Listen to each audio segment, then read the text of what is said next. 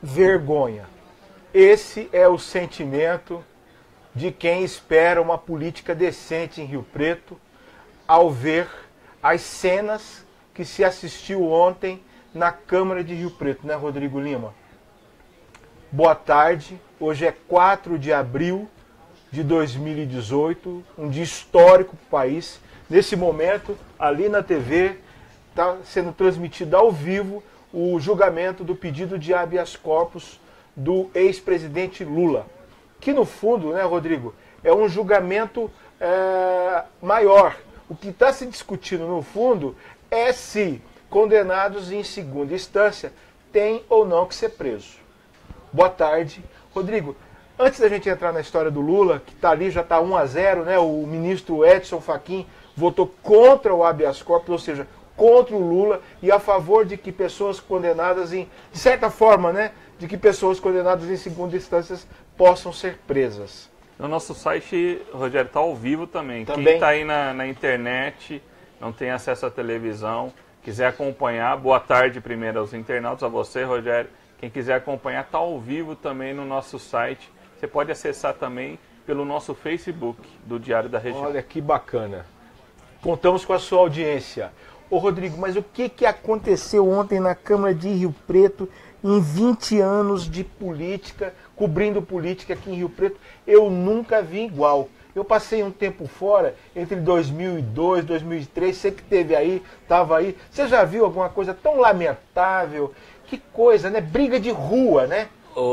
Rogério, o nosso colega Vinícius Marques ontem estava acompanhando a sessão, foi muito feliz em registrar todas aquelas cenas que a gente viu, o vereador caindo no chão, uma coisa assim lamentável. Eu estava na cobertura da manifestação do protesto ali em frente à prefeitura, na Avenida Alberto Andaló. Mas algumas pessoas deixaram a Câmara correndo para me procurar. Eles não tinham visto o Vinícius lá. E foram me procurar. Rodrigo, você não acredita o que está acontecendo na Câmara. Os vereadores saíram no braço. Eu falei, olha, não é possível com uma situação tão grotesca a Câmara chegaria a este ponto, né? E infelizmente, Rogério, por uma discussão banal na sessão, a gente foi verificar depois, uma discussão banal, os vereadores as imagens, trocaram... Rodrigo, só interrompendo, as imagens estão no vídeo, né? Então, essas imagens, uma situação banal de discussão de plenário durante a sessão, os vereadores trocaram farpas, houve aquela troca de um palavreado mais pesado entre os vereadores, Fábio Marcondes, o Marco Rino, que já é normal na Câmara, né? Renato Pulpo, faz parte da rotina. Anderson Branco, todos esses envolvidos ali nessa discussão mais acalorada. Paulo Paulera também tirou o paletó. Que coisa para feia, insinuar que lamentável. Ia trocar socos com o Chamou o Rilo para briga, né? Aquela cena é histórica, né? Ele tirando o paletó. Que coisa, que papel de moleque, senhor Paulera.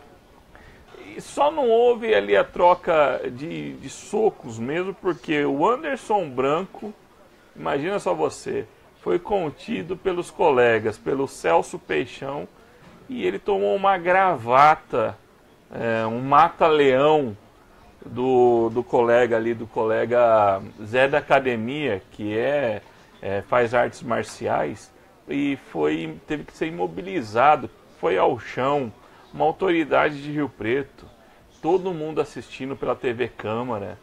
Eu não sei, a namorada dele estava lá no plenário, é também isso? estava lá também. Eu vi ela no final, depois que a sessão tendo que acabar mais cedo.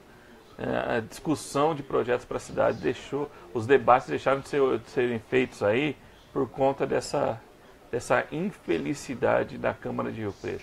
Se havia um poço, a Câmara já ultrapassou esse fundo do poço. E olha, e já houve câmaras péssimas, né? É impressionante a capacidade que os políticos de Rio Preto têm de ser cada vez piores, né? Também eu acho que é um retrato do Brasil, né? O Brasil está assim também, né? Eu me arrisco a dizer, Rogério, que alguns vereadores envolvidos nessa briga pode ter certeza aí o eleitor de Rio Preto, contribuinte de Rio Preto, que paga toda essa conta. É vereador de um mandato só. Tem vereador ali que não merece estar ocupando essa cadeira. Que, olha, você ouve... Aliás, dá para contar nos dedos os que merecem, né? Você ouve as sessões que eram realizadas em tempos passados, que eram um acontecimento na cidade, mas um acontecimento positivo. O debate, a pluralidade de ideias, o debate em alto nível, Rogério. Os discursos da tribuna eram discursos antológicos, alguns que ficaram na memória das pessoas. O José Barbarcuri, por exemplo, comentava muito. Eu convivi, pegou um restinho dele. É um vereador. Uma referência. Uma né? referência. Quem é muito saudosista em relação a esse aspecto é o ex-vereador Dorival Lemes. O Dorival cobrava, ele enquanto líder do governo, na última legislatura que ele esteve, ele cobrava muito isso, de manter um nível mínimo de debate. Mas o que a gente percebe na Câmara é que o ódio está instituído entre os parlamentares. Aí não tem debate. E eu tenho a impressão também, vendo de longe, né? Vocês que vão mais lá na Câmara, conversam mais com os vereadores ali no tete a tete, né? Mas a minha percepção é que tem uma gangue instalada ali. Se formou uma gangue na Câmara de Rio Preto, né? Não é mais bloco, não é mais grupo, é gangue. Nós não podemos achar comum e algo que era até pouco tempo inimaginável, a Guarda Municipal ter que agir na separação de vereadores. Tem que entrar no plenário, né? A Guarda Municipal, no plenário da Câmara e também nas galerias, separando briga, que recentemente a gente, numa história recente da cidade, era uma exceção e passou a ser uma coisa que acontece, sessão sim, sessão não, é muito ruim, Rogério, é muito ruim para a democracia da cidade. Veja só, os vereadores vão chegar a um ponto, e caminha para isso, imagina, dois vereadores no supermercado. Vão no supermercado, se trombam no corredores do mercado, eles vão se matar dentro do supermercado.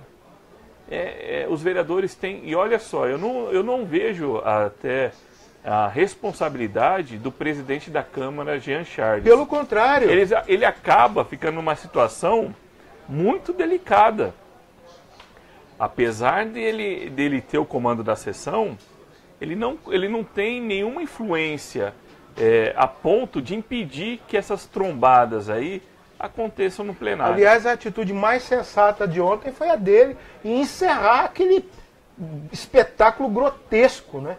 Ele fez o certo, tinha que acabar com aquilo. Aliás, podia fechar aquilo lá, né? Entrar num recesso permanente, que pelo amor de Deus... Quer dizer, o que aconteceu ontem na Câmara e está num ponto que parece que não tem volta, né?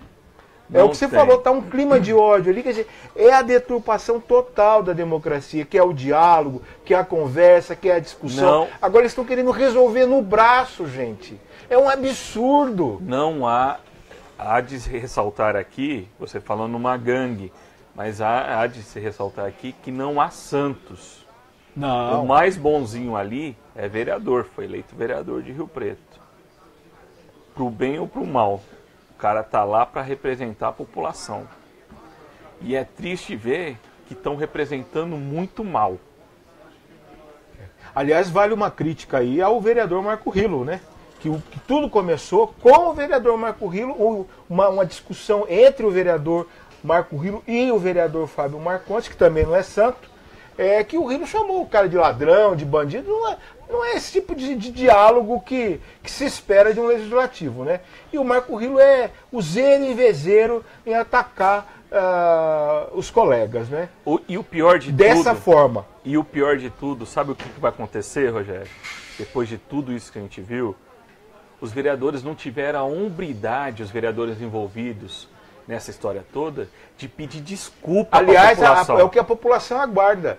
Na próxima sessão, ou quanto antes, que esses vereadores subam na tribuna e peçam desculpa, todos, sem exceção. Lamentável. A gente não viu nenhum vereador desses envolvidos nessa briga toda, nenhum deles ter a hombridade de pedir desculpa à população, seja por carta aberta, seja em vídeo na internet. É o mínimo que se espera. É o mínimo que se espera. O pior de tudo é que eles acham que estão certos. E olha só, você acha que vai ter algum desdobramento no Conselho de Ética da Câmara? A gente vai esperar sentado. Todos ali deviam ter algum sensor, alguém ali que, olha, advertência para você, tipo um cartão amarelo, igual para segurar o jogo, o juiz, para segurar o jogo, sabe? Porque o que vai esperar? Uma briga generalizada no plenário da Câmara? Aí nós vamos ganhar repercussão nacional, negativamente. Nós que já tivemos a Polícia Federal recentemente aqui, nós estamos vendo no noticiário do Jornal Nacional, por exemplo, o prefeito Edinho Araújo naquela discussão dos portos, da questão do decreto dos portos, toda aquela situação. Rio Preto, querendo ou não, é o prefeito de Rio Preto. As pessoas se procuram, né, e falam, olha, o que está acontecendo com o prefeito? Daqui a pouco os vereadores também vão ter essa repercussão. Quer dizer, a prefeitura enrolada, a Câmara enrolada, né? Estamos bem representados, hein, Rodrigo? Diferente do que aconteceu ontem na Câmara, a gente teve na Andaló, Rogério. Ao mesmo tempo que os vereadores estavam massacrando a nossa democracia lá na sessão, a gente viu de outro lado, não dando opinião contra ou a favor, de um grupo de 3 mil pessoas protestando toda na manifestação Andaló, na pacífica avenida, é bem-vinda, né? Na avenida, protestando contra o ex-presidente Lula e contra os ministros do Supremo Tribunal Federal. Não sou a favor nem contra, a gente apenas divulga aí os fatos, mas foi uma demonstração cívica, organizada, a Polícia Militar acompanhou, não foi registrado nenhum tipo de incidente, ali não teve boletim de ocorrência, nada. As pessoas protestaram sobre uma posição que eles pedem a prisão do presidente Lula, e isso foi respeitado. O vereador Marco Rilo, depois da confusão na Câmara, com os ânimos ainda exaltados, o Marco Rilo foi na garagem da Câmara, e alguns, que lógico, não tem 100% da população também que estava na Andaló, alguns identificaram ele na garagem, e daqui a pouco a gente vai divulgar isso também no nosso site, no nosso Facebook, hostilizaram o vereador. Mas neste caso também, a responsabilidade seria do vereador, porque ele ficou ali na garagem, e a garagem da Câmara tem uns cabos de aço. E o cara foi lá e xingou ele, sabe do que, Rogério? Petista. Petista. Quer dizer, agora petista virou xingamento. Virou xingamento também. E aí que tá, o vereador também ficou numa posição mais defensiva ali, não respondeu ao manifestante, não insultou as pessoas, ele só observou. Nós que questionamos ele, lógico que ele não estava contente com aquilo que estava vendo, Petista mas também histórico, né? Petista histórico. ele também estava no lugar errado, né? Na hora errada também. Tanto que, mudando um pouco de assunto, ele não vai acompanhar o filho, né? O deputado estadual João Paulo Rilo, que deixou o PT, depois de mais de 20 anos de militância, foi para o PSOL, não é?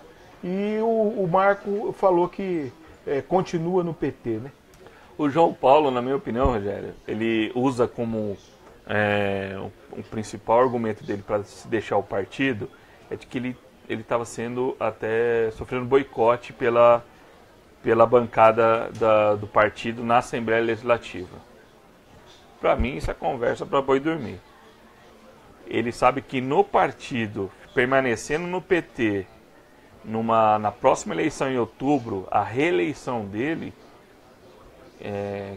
estava comprometida, pode ter ganho aí um novo ano, porque muitas pessoas falam, olha, eu gosto do João, mas não voto nele por conta do PT.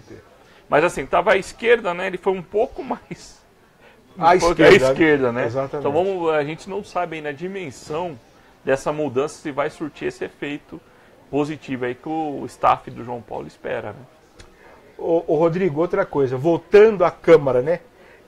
Só para pontuar, e no meio de toda essa briga, um pouco antes de toda essa briga, dessa confusão, dessa patifaria, né, generalizada começar, a Câmara ainda aprovou um projeto, gente, que é um outro absurdo. É um projeto que o Ministério Público já está de olho. O senhor Jean Dornelas, o inventivo Jean Dornelas, apresentou um projeto criando a figura do assessor parlamentar comunitário, pelo qual pelo projeto, cada vereador pode ter até 2 assessores voluntários, gente. Assessores voluntários. Eles vão trabalhar lá na Câmara, vão ajudar lá, mas não vão receber. Olha a história. E vão poder usar toda a estrutura da Câmara ali, até sair com o carro, desde que um assessor regular, né, contratado, ou o vereador estejam juntos. Quer dizer, isso é um nome bonito, Rodrigo, como a gente disse hoje na coluna, é a oficialização, é a institucionalização do cabo eleitoral, gente. Estou errado, Rodrigo? Rogério, a Câmara, ela parece que os vereadores ali, eles aproveitam a situação. Teve toda essa confusão e esse projeto, ainda bem que nós temos a gente acaba sendo um censor, e você trouxe com muita propriedade essa questão na coluna, porque apesar de toda a briga, tem esse projeto, para mim ele é nocivo, porque veja só, extremamente. Como é que vai controlar a atuação desse assessor comunitário? A gente tem experiências ali na Câmara. Até recentemente, o próprio assessor do vereador Fábio Marcondes, que foi investigado pela Polícia Federal, ele atuava como um assessor informal do gabinete do Fábio. Ele tinha acesso à estrutura da Câmara já, do computador, ele tinha acesso a tudo. E foi cabo eleitoral na campanha. Então, e como é voluntário, não vai ter salário? A suspeita do famoso do quê? Do Rachid. Exatamente. O Rachid, o que pode acontecer? O que é o Rachid? Você pegar o salário dos assessores formais, pegar uma parte do assessor, cada um dá um pouco, para pagar esse voluntário. Você acha que isso não é possível de acontecer? É lógico que está escrito nas estrelas, né? Está escrito nas estrelas, né? Não dá para confiar, não dá para confiar. E é claro que o Ministério Público, diante de uma situação dessa, e diante do nível da Câmara atual, que está muito próximo, ou quase, ou já passou, já se igualou a pior da história da cidade por conta dessa palhaçada que a gente assiste, sessão após sessão. Aliás, como disse um vereador, a pior Câmara é sempre a próxima, né? E o Preto é uma prova disso, né? Então, aí que tá. Por isso que vai chegar próximo da eleição, a gente vê vereador desesperado. A gente viu na última legislatura vereadores que achavam que estavam com a campanha, com a reeleição já posta à mesa, já estava contando com a reeleição, e na hora que abrem as urnas, o resultado não vem, ele ainda coloca a culpa em quem? No eleitor. Você acredita? O pessoal... Eu acredito. Eles acham que estão acima do bem e do mal, né? Eles têm a certeza de que estão fazendo alguma coisa boa, né? Na verdade, eles estão fazendo uma coisa boa para eles só, né? Ô Rodrigo, e nessa votação do projeto aí que criou, que institucionalizou, que institucionaliza a figura do cabo eleitoral permanente, né?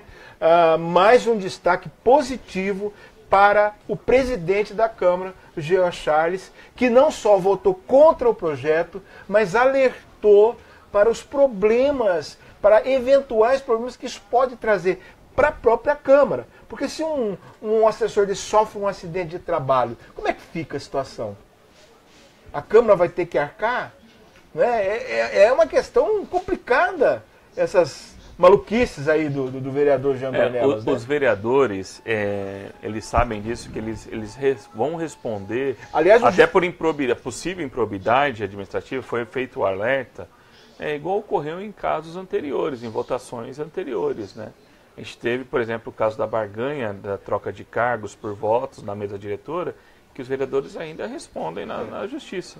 O Jean Charles disse, inclusive, que se esse projeto realmente prosperar, e que a gente espera que não prospere, vire lei, ele disse que ele não vai contratar. Porque aí cada vereador que contrata, né? Ele disse que não vai contratar porque ele sabe dos riscos. Mas a portaria institucionais. Ele teria que assinar a portaria. Ele tem, mas aí é uma força de lei, ele não pode não, ele pode não assinar? Se é uma deliberação do plenário, Rodrigo? Eu acredito que não. O plenário sempre é soberano. Ou ele pode não assinar, assina o vice-presidente, sei lá. Ele pode não assinar, ele pode querer não assinar também, ué. Pensou numa dessa você responder, né, por improbidade, o nome dele lá, e ficar, né, inelegível? Mas de repente ele pode, mas ao mesmo tempo a Câmara não pode deixar de deliberar essa questão. 12 votos, gente. 12 votos. Eu só vou destacar aqui porque é difícil lembrar de todos os nomes. Quem votou contra esse absurdo foi o próprio presidente da Câmara, Jean Dornelas, o vereador Pedro Roberto, o vereador Renato Pupo, o vereador Marco Rilo e o vereador Gerson Furquim. Parabéns para esses 5 vereadores que não compactuaram com esse absurdo. Né?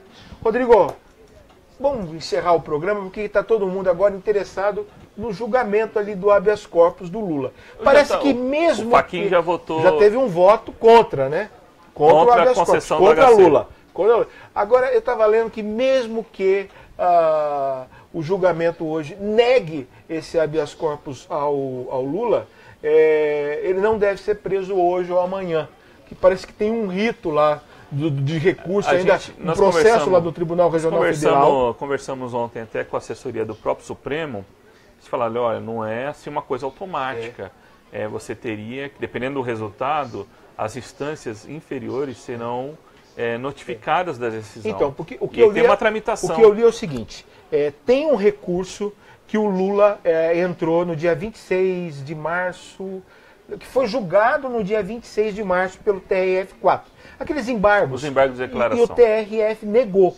E aí tem um prazo ali de 10 dias que o Lula tem para fazer uma nova contestação. Perdão.